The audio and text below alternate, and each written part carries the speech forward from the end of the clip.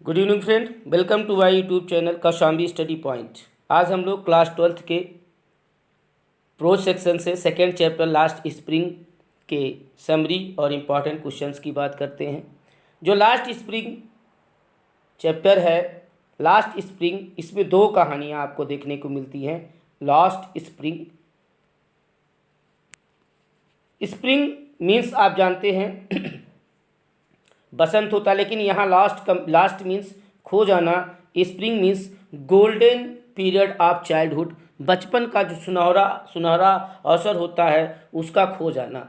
इस कहानी में दो कहानियाँ हैं। एक कहानी साहिब आलम से रिलेटेड है और दूसरी कहानी मुकेश से रिलेटेड है। मैं एक एक करके दोनों कहानियों को इंग्लिश और हिंदी में आपको बताता हूँ।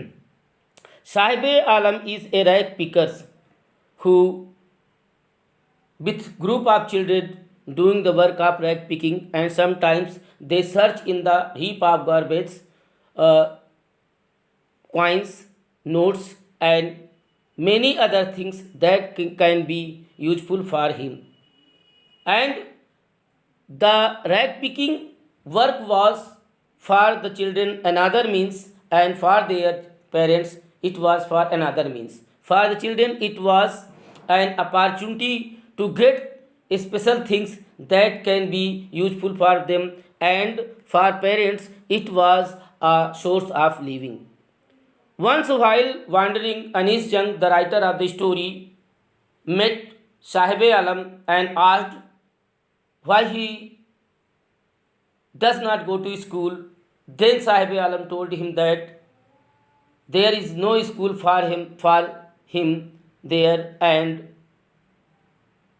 he also wanted to no other work to do, only the work of rag pickings. And he asked, the writer promised that if I will make a school for you, will you come? Sahib Alam said, yeah, I will come. After some time, Sahib Alam decided to work in a tea stall, and while going to tea stall, Anis Jung, the writer of the story, met him and asked him where he was going. He told her that he was going to tell his tea stall where he was working and get 800 per month and full meal of a day. Then the writer felt that it was the day when he was working when he was rag pickers, he was his own master. But now when he become a servant of a tea stall, he has lost his freedom and he has become just a servant. And in this way, he often asks Anis Jung if your school has been ready, has been prepared. The Anis Jung told him that no, and she felt ashamed.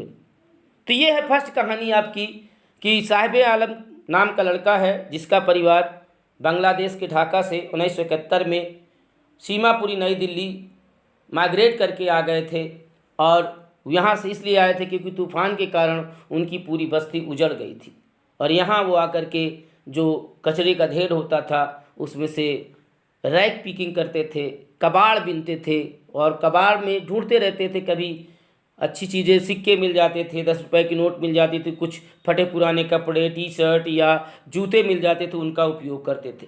Rag picking का जो मतलब था बच्चों के लिए दूसरा था और इनके माँ बाप के लिए दूसरा था। बच्चों के लिए था कि हम कुछ चीज़ें पा जाएंगे और जिससे हमको अपने आप को कुछ पहनने के लिए हो जाएगा, कुछ और भी चीज़ें होंगी, और लेकिन माँ बाप के लिए ये एक जीविका चलाने का साधन था, छत ढकने का एक साधन था।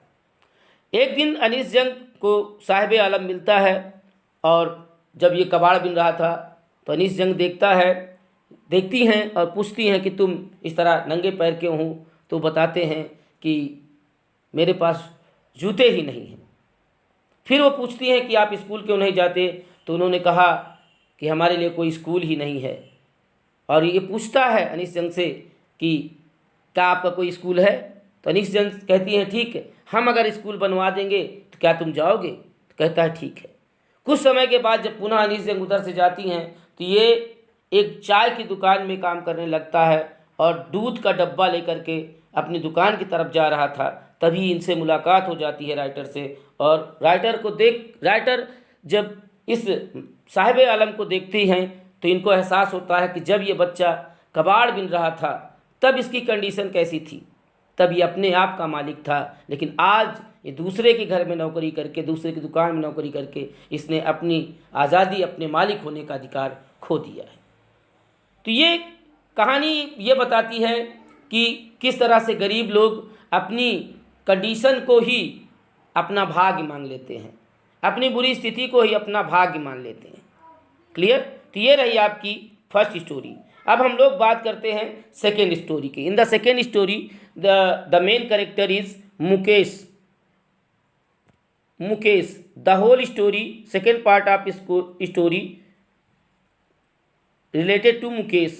Mukesh's family belongs to bangle makers of Firozabad, and their parents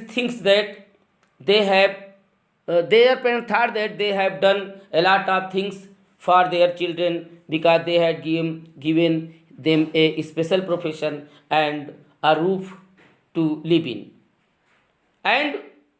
But Mukesh thought of other things. Bangle making was very hardship work because in a small dark room they sat from morn to till, and in this way many of them lost their eyesight. And in this way they thought their poor condition, this profession, the gift of God, or their fate. But Mukesh had a special kind of dreams. He wanted to become a car mechanic. He wanted that he become a car mechanic and able to drive a car.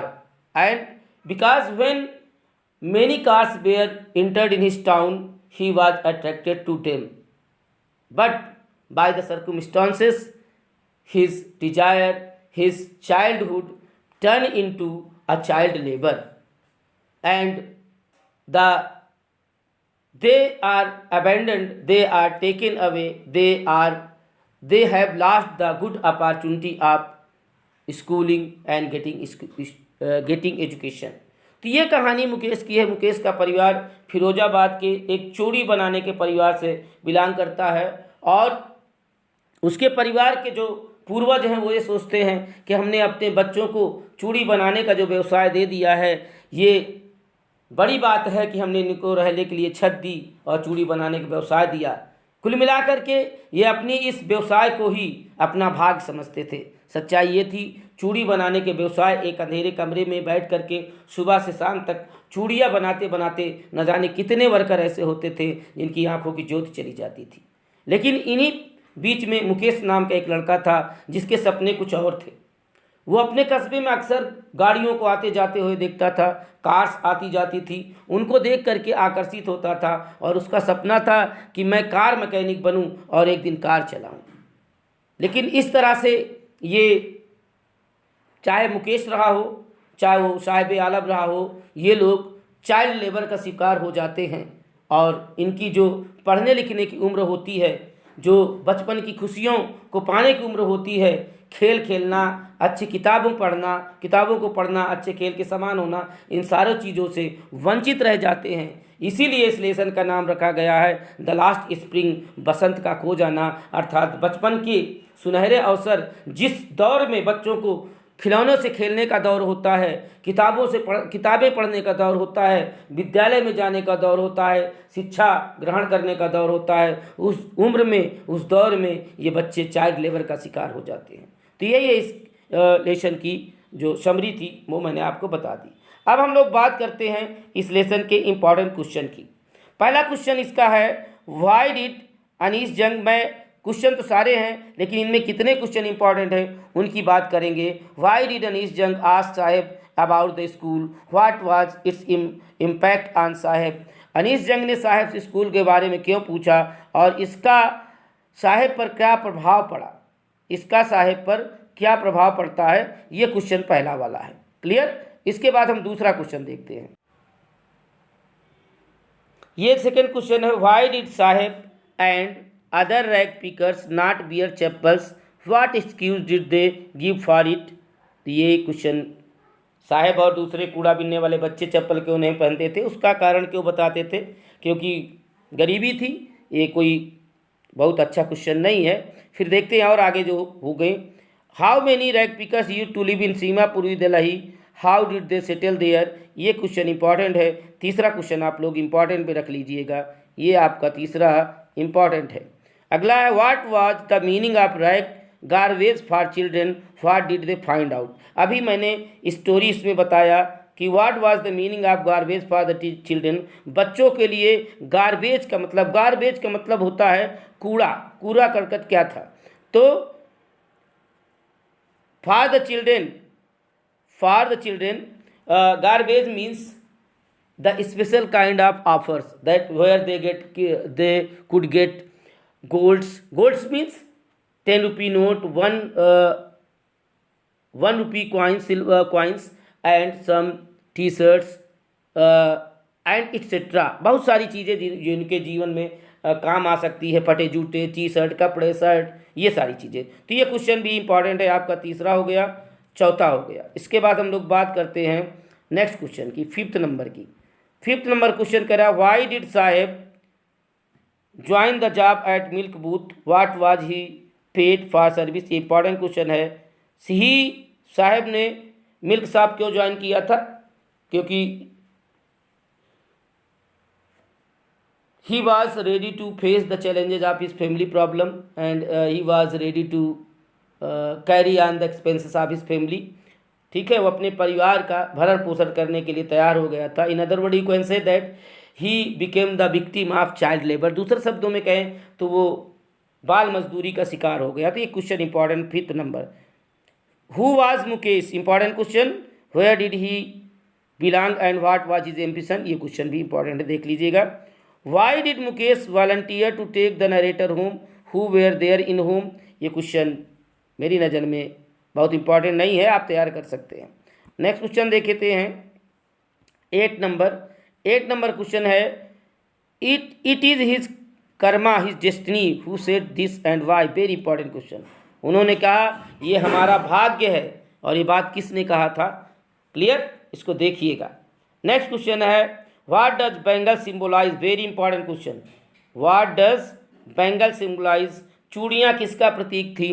Bangle symbolise क्या, bangle जो थी वो स्त्रियों के सुहाग की प्रतीक थी। ठीक है, symbol of women's suhaag. Clear. And what is the role of bangle makers of Firozabad. Important question, इसे देख लीजिएगा। Why could the bangles maker not organise themself in cooperation. ये भी क्वेश्चन इंपॉर्टेंट है। तो कुल मिलाकर के आप इसमें देखेंगे तो 7 या 8 क्वेश्चन इंपॉर्टेंट हुए 10 में से। ये क्वेश्चन, इन्हीं क्वेश्चन को आप लोग तैयार कर लीजिएगा। इनसे अलग और कोई क्वेश्चन एग्जाम में नहीं पूछे जाएंगे। इनके आंसर आपको कहीं ना कहीं मिल गया होगा या आपके पास होगा, नहीं होगा तो फिर कमेंट करिए, मैं आपको उपलब्ध कराऊंगा। हम लोग बात करते हैं लॉन्ग टाइप क्वेश्चन की। लॉन्ग टाइप क्वेश्चन में 5 से 6 हैं, लेकिन इसमें केवल 2 क्वेश्चन इंपॉर्टेंट हैं जिन्हें आपको तैयार करना है। और वो उनमें पहला क्वेश्चन है, who was Saheb, what was the plight of compelled him to wander in the street of Delhi for rag picking. एक ये क्वेश्चन। सेकेंड है, who was Mukesh, what he wanted to do in his life and what did he not want to follow. Clear. तो ये आपके 2 question हो गए, एक तीसरा और एक पहला। ये 2 लॉन्ग टाइप क्वेश्चन मेरी तरफ से इंपॉर्टेंट है, because this story is divided into 2 parts. First part is related to Sahib Alam and second part is related to Mukesh, and whole story is running about in both these character. इन्हीं दोनों character पर ये नाचती है, घूमती रहती है। तो ये दोनों ही इंपॉर्टेंट है। ये मेरी तरफ से आप लोगों को 7-8 क्वेश्चन शॉर्ट टाइप के और 2 क्वेश्चन लॉन्ग टाइप के इंपॉर्टेंट दिए जा रहे हैं। इन्हें आप तैयार कर लीजिए, इनसे बाहर कुछ नहीं आएगा। अगर इस लेसन से कुछ भी पूछा जाएगा तो यही पूछा जाएगा, इनसे बाहर कुछ नहीं आएगा। It's 100% correct. क्लियर? ये रहा आपका। तो आप लोग हमारा वीडियो पूरा देखिए। अगर आप हमारे वीडियो पर पहली बार हैं हमारे चैनल पर, तो आप इसको सब्सक्राइब कर लें। सब्सक्राइब करने के बाद बेल आइकन ज़रूर प्रेस करें, ताकि हमारे वीडियो को नोटिफिकेशन सबसे पहले आप तक पहुंच सके। और आप लोग पूरा वीडियो देखा करिए, और अगर हमारा वीडियो पसंद आता है तो आप इसे अधिक से अधिक लोगों तक पहुंचाएं। Thank you, thanks for watching.